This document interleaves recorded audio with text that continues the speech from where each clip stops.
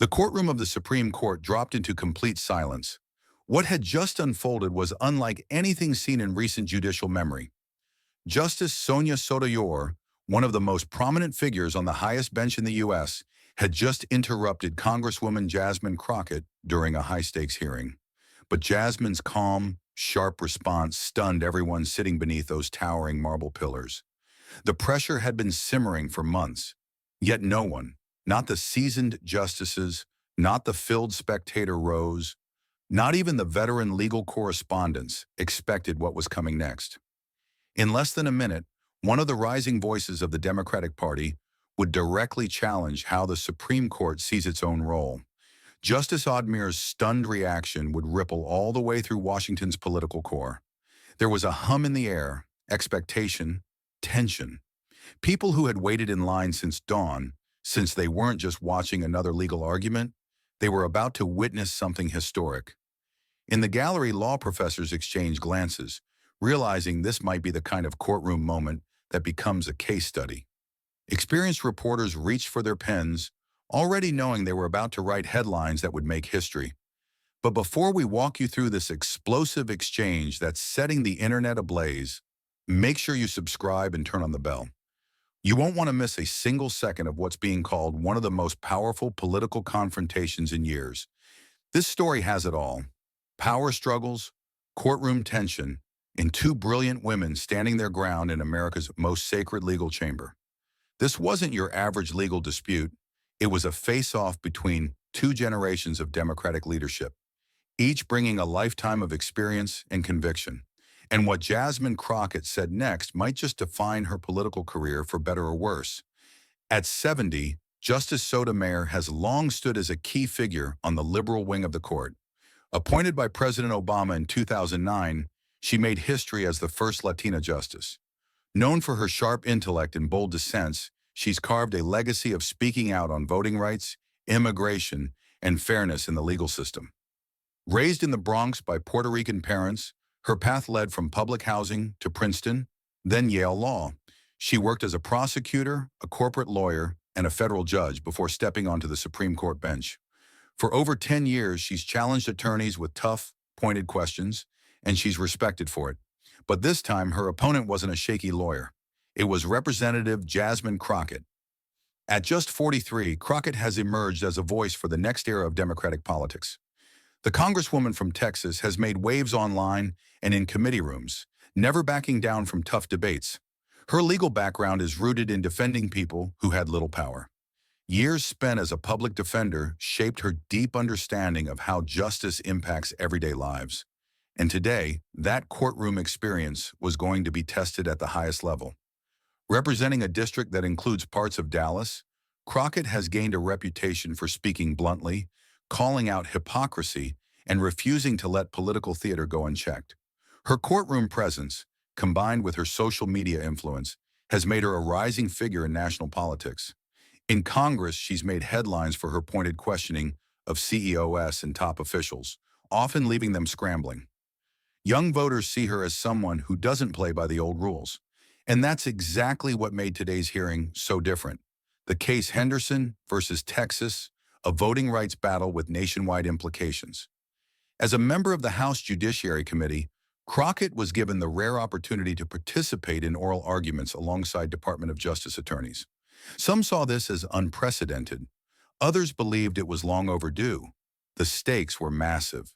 The court's decision could either protect access to the ballot for millions or give states free rein to redraw districts in ways that suppress minority votes. For Justice Sotomayor, the case hit at the core of her values. For Crockett, it represented nothing less than the survival of American democracy.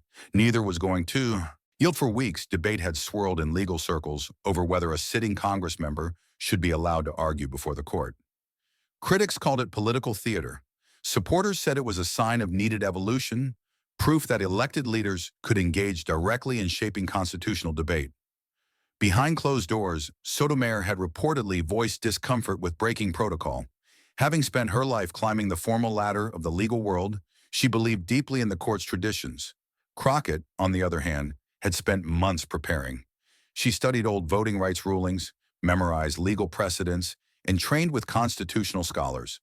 She knew some justices, maybe even the liberal ones, might view her presence as out of bounds. Still, she was ready. The stage was set. It was shaping up to be a powerful collision between long-standing legal tradition and a wave of generational change. But what no one had predicted was just how personal it would become. As the Supreme Court chamber filled up, an unusual energy moved through the room. Everyone present could sense it. The towering marble column seemed to lean in listening. Even the seasoned journalists, those who had witnessed hundreds of court sessions, admitted this one felt different. Justice Admir took her place on the bench with her usual calm exterior, though those familiar with her noticed the slight tightness in her posture. Privately, she had expressed unease about this unusual setup. Then came Congresswoman Jasmine Crockett. Her entrance turned heads, not just for who she was, but how she carried herself.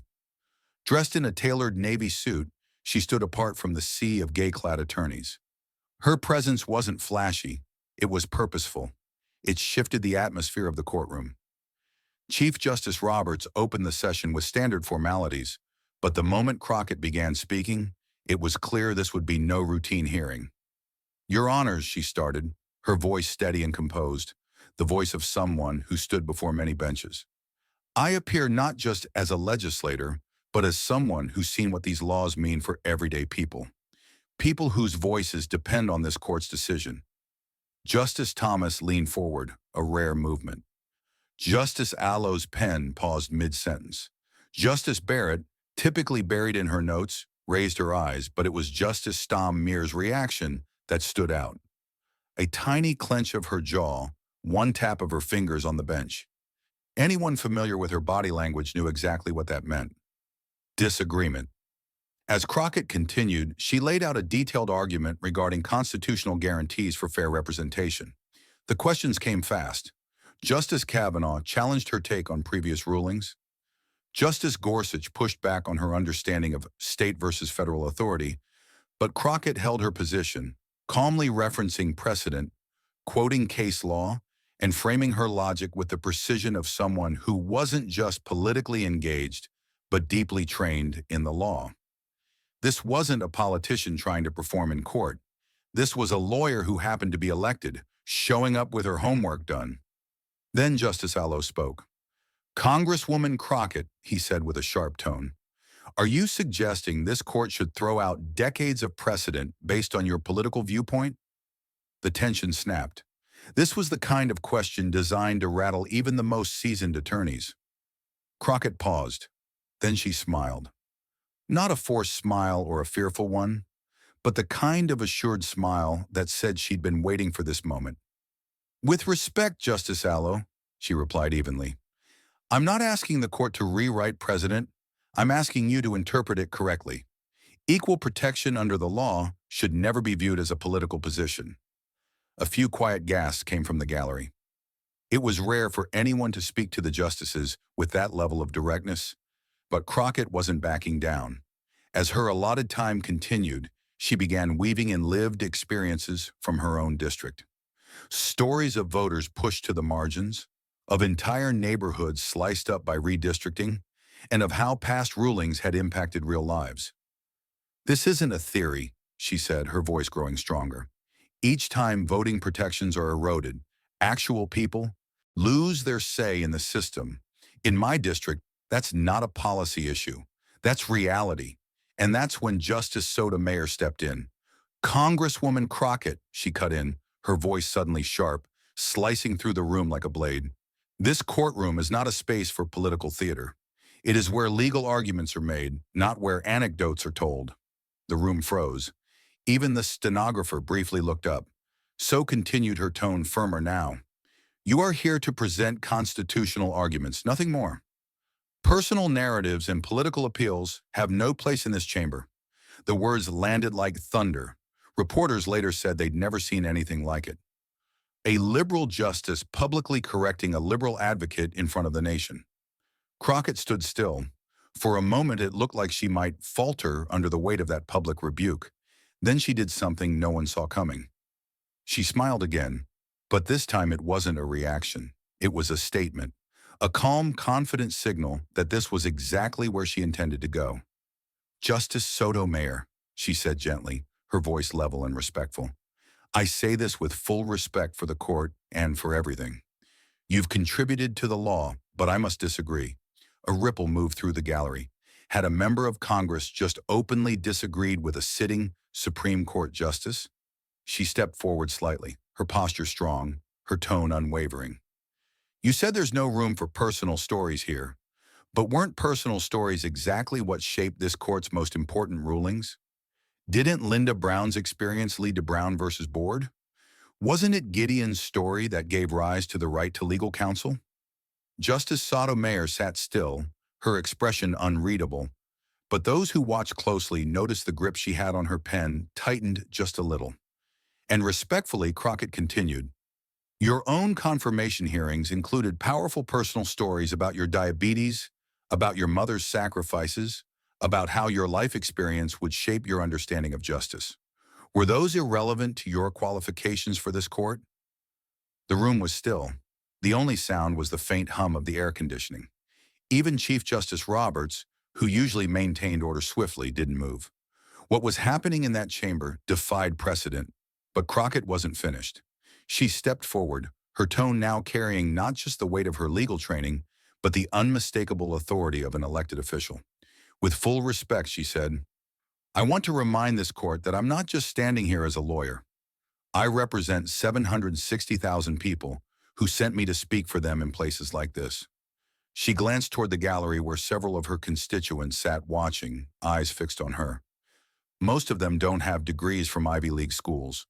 They can't quote constitutional case law from memory, but they know when something feels wrong, and they chose me to speak for them, even here. Justice Sotomayor leaned slightly forward, clearly preparing to respond, but Crockett raised a calm, open palm, not confrontational, but firm. "Your Honor," she said, "if this institution believes that lived experience doesn't matter in constitutional interpretation, then maybe it's time we ask whether the court still sees the people it's meant to serve." The words landed hard, a question that would echo long after the hearing ended. A sitting member of Congress had just publicly asked whether the Supreme Court was still in touch with the citizens whose lives it affects. Chief Justice Roberts finally intervened. "Congresswoman Crockett," he said, trying to reassert order, "please keep your comments to the legal matters under review." But the moment had already taken on a life of its own. In less than 2 minutes, Jasmine Crockett had flipped a public reprimand into a direct challenge of how the court functions. Justice Sotomayor looked visibly rattled, her expression blank, but her eyes sharp, her mouth tight. For one of the court's most respected jurists, it was an unusual position, being confronted not over doctrine, but over the deeper purpose of judicial authority itself. She leaned back in her chair, studying Crockett with an intensity that made even seasoned court watchers glance around. Then she spoke slowly, every word deliberate. "Congresswoman Crockett," she said, "are you suggesting that this court should let constitutional law be guided by public opinion?" It was a trap, one designed to box Crockett in. If she said yes, she could be accused of undermining legal objectivity. If she said no, she'd weaken the very argument she just made. But Crockett didn't hesitate. She'd fielded loaded questions her entire legal career, from skeptical judges to aggressive cross-examiners. This was no different. "Justice stood," she answered, steady and composed. "I'm saying that if constitutional interpretation ignores how it affects the lives of real people, then it's not interpretation at all. It's theory without grounding. It's legal abstraction that serves no one." Her words were so bold, so unexpected, that even Justice Thomas, who'd spent most of the session silent, glanced up from his notes. Crockett continued, pointing toward the giant frame portrait of Chief Justice John Marshall hanging above them. "This court has the authority to interpret the Constitution. Yes, but the Constitution doesn't belong to the court. It belongs to the people. And when this court delivers rulings that systematically sideline certain voices from our democracy, it doesn't protect the Constitution. It betrays it." She let that sink in for a moment, then added, "John Marshall didn't create judicial review so that courts could sit above the people. He created it to keep the Constitution alive for everyone, not just those with law degrees and political influence. Justice Sotomayor's face turned a shade redder. No one could quite tell if it was frustration, embarrassment, or something more complicated, but Crockett pressed forward. "Your Honor," she said, her voice softening, "you've written movingly about how your background, your life in the Bronx, your mother's sacrifices, your own struggles shaped your understanding of justice." The words caught Sotomayor off guard. Her stern face eased, if only slightly. "I believe you when you say diversity strengthens the court's wisdom," Crockett continued. "But if a justice's personal story matters in shaping the law, why doesn't the lived experience of everyday citizens matter when interpreting it? Why is your background valid but theirs inadmissible?" The brilliance of her argument wasn't just in what she said, but in how she said it. She had turned Sotomayor's own judicial philosophy into a mirror, and it was working. The rest of the bench began paying closer attention. Even those who had stayed quiet now leaned in, sensing that the conversation had shifted into something deeper, something historical. Sotomayor adjusted her posture, clearly preparing a full response. But before she could speak, Crockett took one last step. "Your Honor," she said, pulling a card from her blazer pocket, "this is the oath I took when I entered Congress." She read aloud calmly, "I do solemnly swear that I will support and defend the Constitution of the United States against all enemies, foreign and domestic." Then she looked directly at the bench. "That same Constitution that gives you the power to interpret law gives me the duty to represent my people. And when you tell me their stories don't belong in this discussion, it's not just me you silence, it's them." The silence was deafening. Everyone in the room could feel it. This was no longer a courtroom exchange.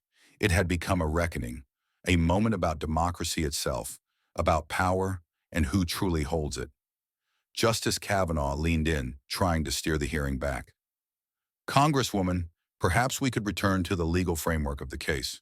But Crockett turned to him calm and unshaken. "Justice Kavanaugh, that is the legal framework.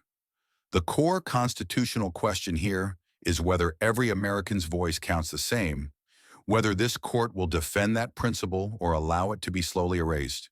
And then, without raising her voice, she added, "And the human question, which I would argue is just as important, is whether this court still remembers who it serves." What was unfolding wasn't just legal, it was deeply human. But Congresswoman Crockett wasn't finished yet. "At the heart of all these legal questions," she said, "is one that's impossible to separate. Will the people I represent be treated with the same democratic weight as those from wealthier, more powerful districts?" Justice Sotomayor had been quiet throughout most of the exchange, but now she leaned forward again. Her voice, when she finally spoke, didn't carry the same commanding tone as earlier. It was softer, more curious. "Congresswoman Crockett," she asked, "what exactly are you asking this court to do?" It was the opening Crockett had been waiting for, the moment when she could shift the conversation from defending her presence to defining the stakes. "Justice Sotomayor," she began, her tone steady, "I'm asking this court to remember why constitutional principles exist in the first place. They exist to serve real people living real lives." She stepped closer to the lectern, her voice strengthening with every sentence. "When this court chips away at voting protections, it's not just revising legal precedent. It's deciding who has power in this country, who gets a voice, and who gets left out." Then came the moment that would play on every news outlet for days to come. Crockett looked directly at Justice Sotomayor, not as an attorney to a judge, but as one woman to another.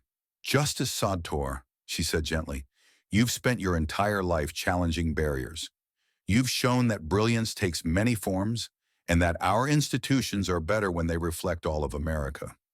You proved a girl from the Bronx could rise to the highest court in the land and make it stronger." Something in the justice's face shifted, her formality softening into something more vulnerable. "All I'm asking," Crockett continued, "is that you extend that same belief to the people whose cases land in front of you. They may not speak in legal jargon, but they understand justice. They may not cite precedent, but they know when they're being ignored and they deserve to be heard, not just at the ballot box, but in the courtrooms where their rights are decided." Just as Sotomayor sat back, silent for a long beat, the entire chamber seemed to hold its breath. One of the most influential minds on the bench was now visibly reflecting on what had just been said. When she finally answered, her voice was more personal, more thoughtful than before. "Congresswoman Crockett," she said slowly, "you've given this court much to think about. It wasn't an apology, but it wasn't a dismissal either. It was something no one in that chamber had heard before, a Supreme Court justice acknowledging that perhaps she had been too quick to judge." Justice Stoudtor continued, "Maybe the real question isn't whether personal experiences belong in constitutional reasoning, but how we weigh them alongside our legal obligations."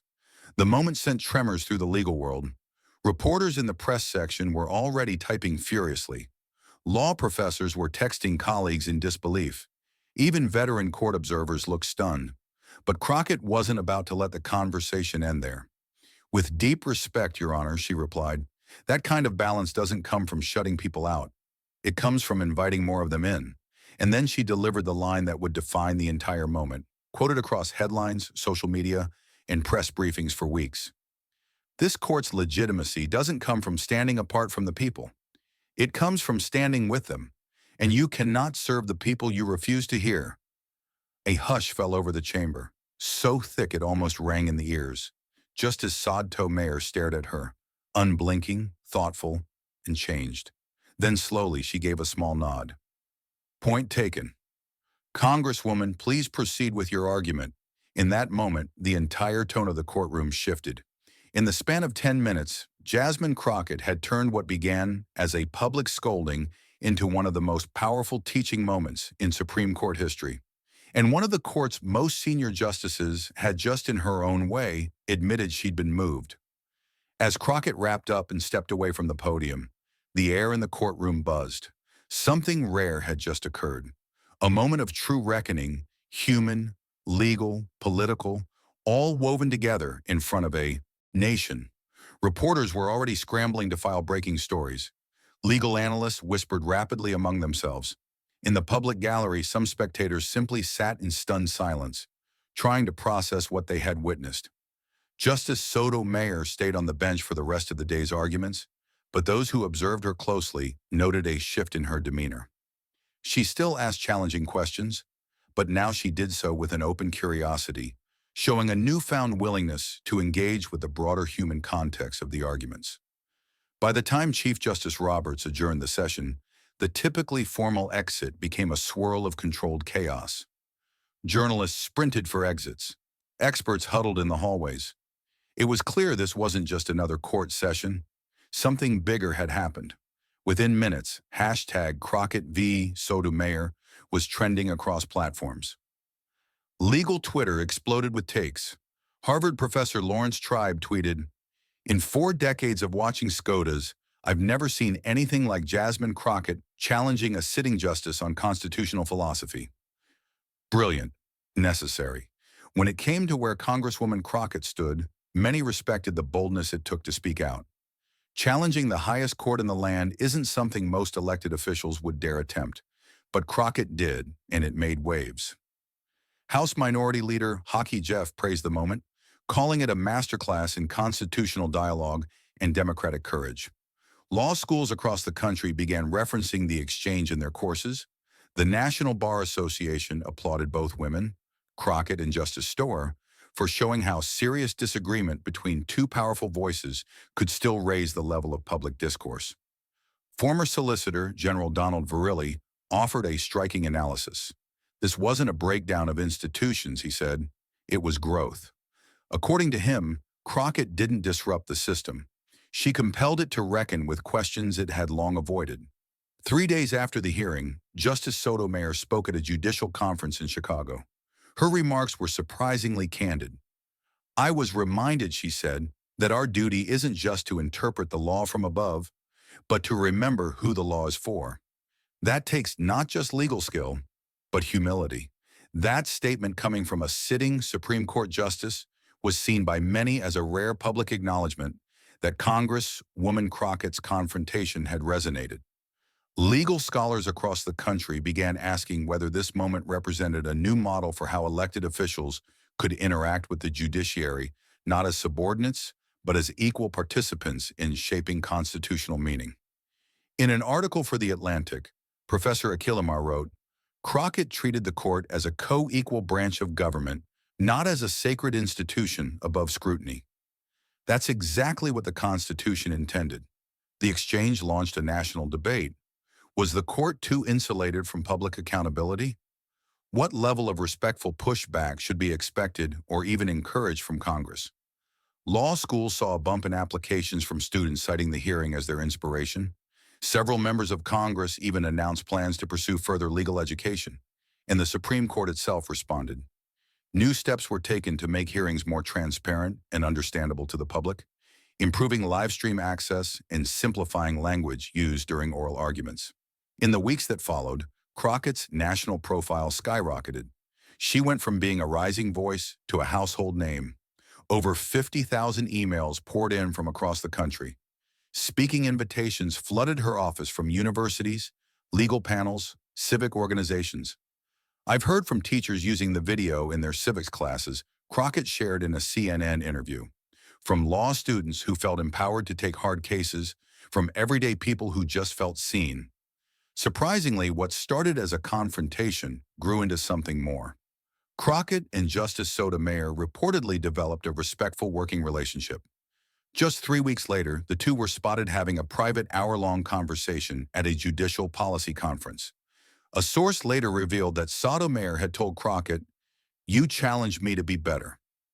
That's what public service is supposed to be. Legal historians have already begun placing this moment alongside other pivotal Supreme Court interactions. Georgetown professor Randy Barnett noted, Crockett reminded the judiciary that their legitimacy is built on the consent of the governed. That's not defiance, that's democracy. And the effect didn't fade. In the following sessions, observers noticed Sotomayor asking deeper, more grounded questions, clearly more focused on the practical impact of rulings. Meanwhile, Crockett used her rising platform to advocate for stronger civic education and better collaboration between lawmakers and the courts. This wasn't just a headline-making clash. It symbolized something bigger, a shift in how Americans think about power, law, and who gets heard. Crockett proved that respecting institutions doesn't mean staying silent, and so Mayor showed that real judicial strength includes the ability to learn, listen, and grow. Together, they showed what it could look like when two forces of public life challenge each other respectfully, but without fear.